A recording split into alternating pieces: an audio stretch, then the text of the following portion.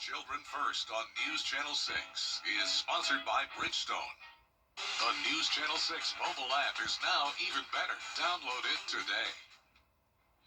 Now, your most accurate forecast with WJBF Live Viper 6. Welcome back. I am loving our new Terry Lambert Hyundai Skyview cam in McDuffie County. Look at this view of the sunset out of downtown Thompson. It has been a beautiful day. It was nice to see the sunshine finally, but even though it's sunny, it's still cold. We're sitting at 47 degrees with light winds out of the southwest. Dew points are low, down in the lower 30s, so we do have dry air in place, allowing those skies to be mostly clear. And temperatures are in the 40s across the board this evening, and it's going to get pretty cold tonight with a lot of places dropping below freezing. We do still have some lingering cloud cover, but we're expecting more clearing overnight along with the light winds, and that's going to really allow those temperatures to fall. So it's National Christmas Card Day. You probably didn't know that, but here's a look at your evening forecast. We're going to be at 37 by 8 p.m. with those calm winds and clear skies, and in honor of it being National Christmas Card Day, here is your very own digital Christmas card from the Live Viper 6 weather team. So we are all wishing you a wonderful holiday season. Now looking ahead to tomorrow's forecast, starting out in the lower 30s, then climbing into the upper 50s to even around 60 degrees throughout the day. And that's going to be thanks to the southwest wind bringing in the warmer air. Now it is going to be a pretty windy day. Notice tomorrow at 10 a.m. we're going to see those gusts up to around 25 miles per hour. Briefly increasing to around 30 to 35 miles per hour during the afternoon, and then settling down Wednesday night. So because of this, we have been put under a lake wind advisory from 10 a.m. until 11 p.m. tomorrow for a southwest wind up to 15 miles per hour, and those gusts up to 35.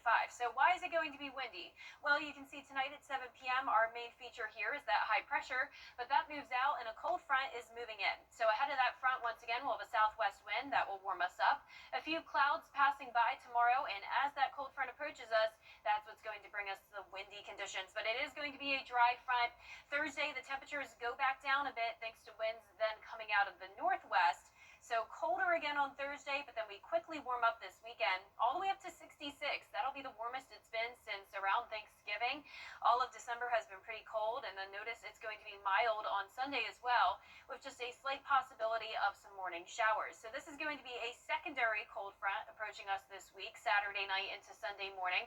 Notice some rain expected ahead of that front, but since this is going to be coming in late Saturday night into Sunday morning, it really won't impact your weekend plans too much, so no big worries there. But I wanted to show you our upper level pattern here because it really explains all the temperature changes. So this is Sunday at 3 p.m. Notice the yellow or orange color there. That's indicating temperatures back into the middle 60s. But look what happens Sunday night into Monday morning. Cold Arctic air settling in behind that cold front, and it's going to stay cold throughout the day on Monday. Still seeing that blue color even into Monday afternoon and early evening. Then by Tuesday morning, another frigid start to the day, but quickly by Tuesday afternoon, winds start to come out of the west again, and our temperatures will start to become a bit more mild again. So notice the temperatures are essentially all over the place this week, from 60 tomorrow to 54 on Thursday, 64 on Sunday, and then dropping all the way to 49 on Tuesday. But we quickly start to warm up by Tuesday of next week. And then looking ahead, leading all the way up to December 23rd, we could actually be slightly above average, maybe all the way into the mid-60s leading up to Christmas Day. Of course, it's still very early out to give you the exact forecast there, but you can see by the middle to end of next week, we are going with low 60s and more slight chances of rain. All right, sounds good to me, Jenna. Thank you. Yeah. Well, coming up, a local teacher engaging with the students to dig deep into classic literature. We have more on this week's Golden Apple winner.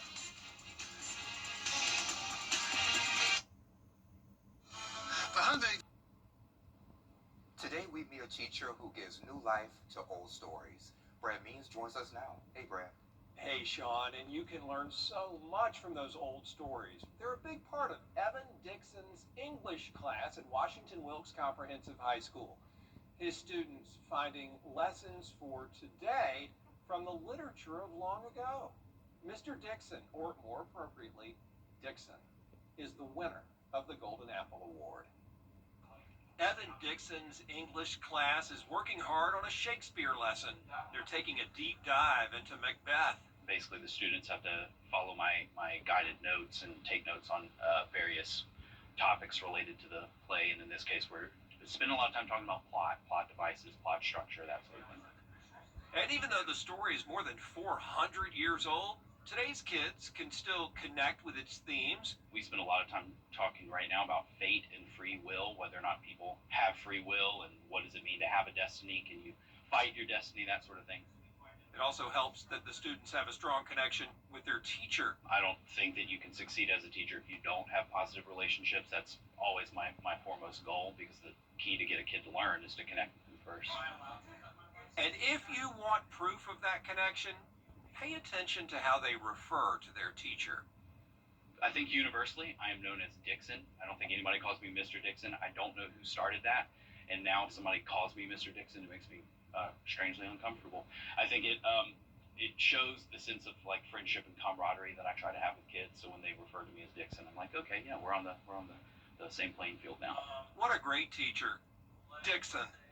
Part of an outstanding team here at Washington Wilkes Comprehensive High School. I love the school. I love our administration.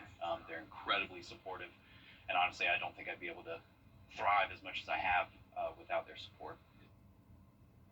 Had so much fun hanging out with him. And teaching is a family affair, by the way, for Dixon. His wife's Spanish classroom is right down the hall. If you know a teacher who deserves the Golden Apple Award, please let us know. Just go to WJBF.com, find the Golden Apple link, and fill out a nomination form. News Channel 6 at 6 is next.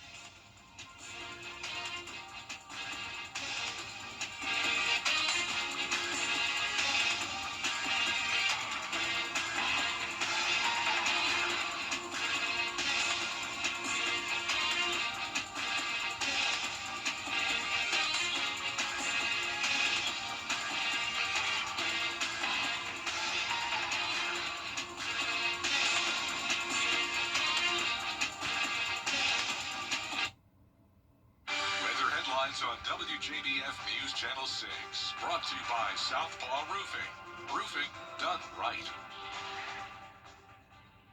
This holiday season.